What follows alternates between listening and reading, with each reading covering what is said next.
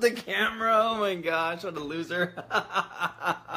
Hey, this is Ryan Nickel, and this is Bootstrap REI, another day in the life of a real estate investor. And what a fool. I just dropped the camera. Oh man, I'm not even qualified to do this. So, okay, it's episode number 15. All right, so as a real estate investor, you got to do a lot of due diligence, man. You just can't just get a house under contract and go, hey, I got this deal right here, come pick it up. You have to actually really know your stuff. And so, case in point, there's a property that, I got these like bags under my eyes. Look at this, man, from the shadows. Let's see what we can do. Just go ahead and kill that light. Oh, there we go. Gonna be getting the dark shadows here. Gonna get my Batman on.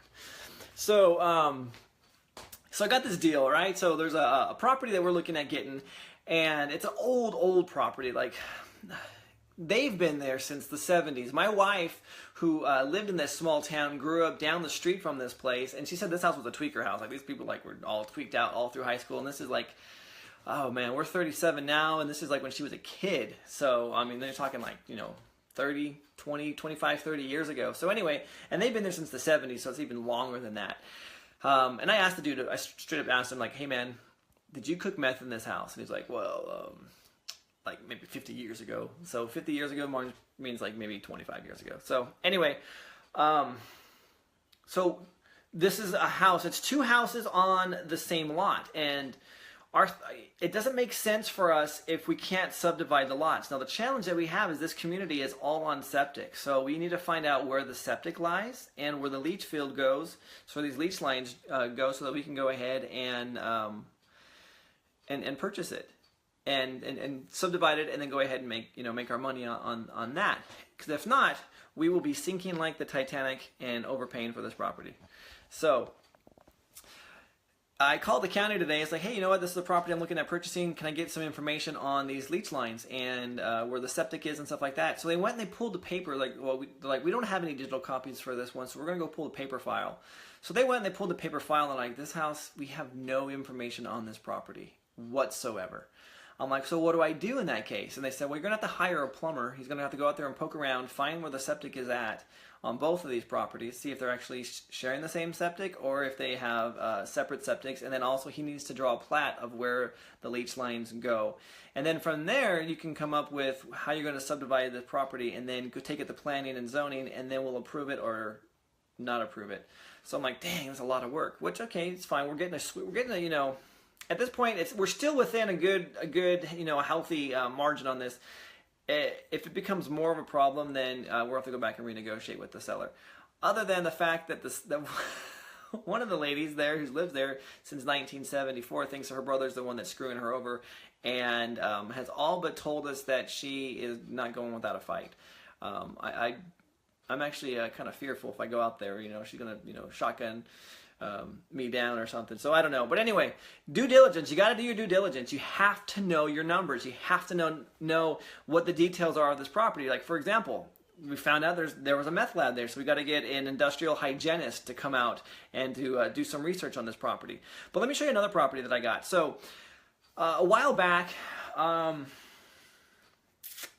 almost a year, longer than a year ago, I was looking at some property in Idaho. I used to live in Idaho. I liked Idaho a lot. I've always tried to get my wife to move back there, but not going to happen.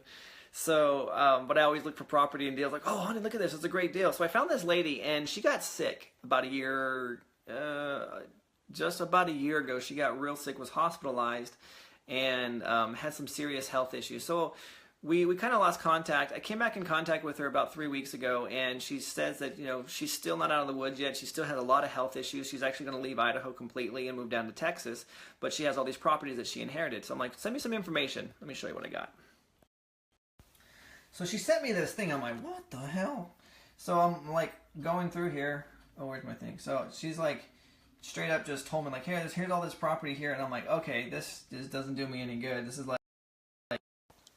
Let me read this one to you. You're gonna love it. This is a large stucco triplex located on an acre of town, out of town. I'm just like, what? So she's like writing me this story of these properties. Okay, I'm like, that's cool. So I got a buyer.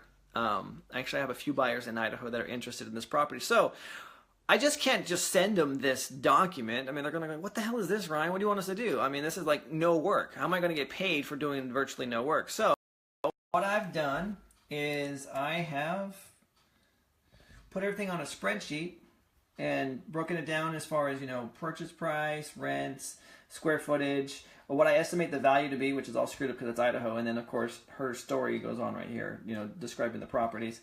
And then I went and I've tried to comp them out. And so here's the address in case you want to, go get that one house. Woo, 1 bedroom, 1 bath, 500,000 or 500 square feet for $100,000. So obviously her comps are way off. She said this is an industrial lot and it's worth like $200,000 and all of this stuff.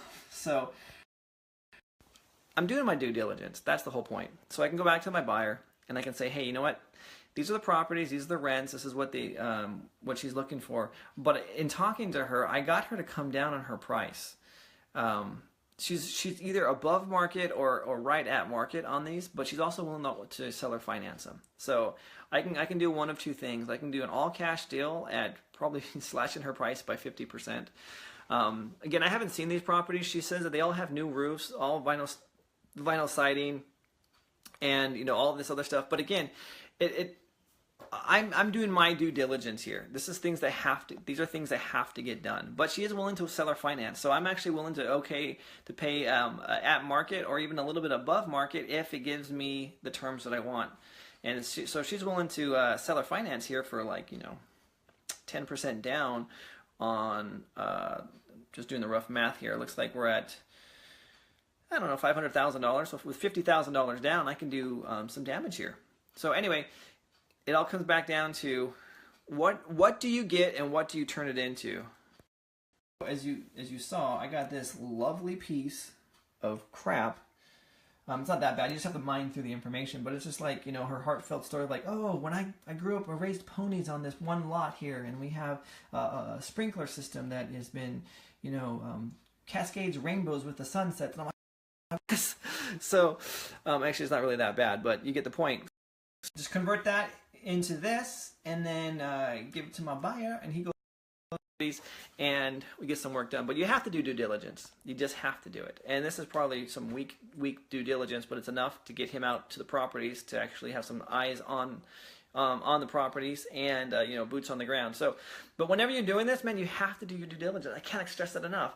I just got caught yesterday. Was it yesterday? Yeah, it was yesterday. I just got caught yesterday with something I had never heard of before. So I wouldn't consider myself a novice, but this was definitely a novice move. So I have one buyer, and Dad, can we have snacks? You can have 2 fruit snacks. Thanks. Yep. I'm Mr. Mom right now. My wife is gone for 5 whole days, and I'm man in the fort and playing Mr. Mom. So anyway, didn't do my due diligence, so I didn't even know what this was. So it's the first time I've actually purchased or wholesaled out some multifamily properties, and he asked me for an estoppel letter. I'm like, what the heck's an estoppel letter? And to give you an idea on this, so an estoppel letter basically is just a questionnaire that you give to the tenants to make sure that you're getting the whole story. Daddy, we don't have a fruit snack. Can you open mine? Sure. Thanks. We don't have fruit snacks. We don't have fruit snacks. Why not? Oh, no. You want to say hi to the camera? Yeah.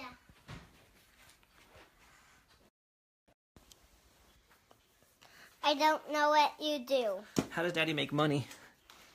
You spell them. I spill them? Yeah. I spill money? Yeah. Oh, okay.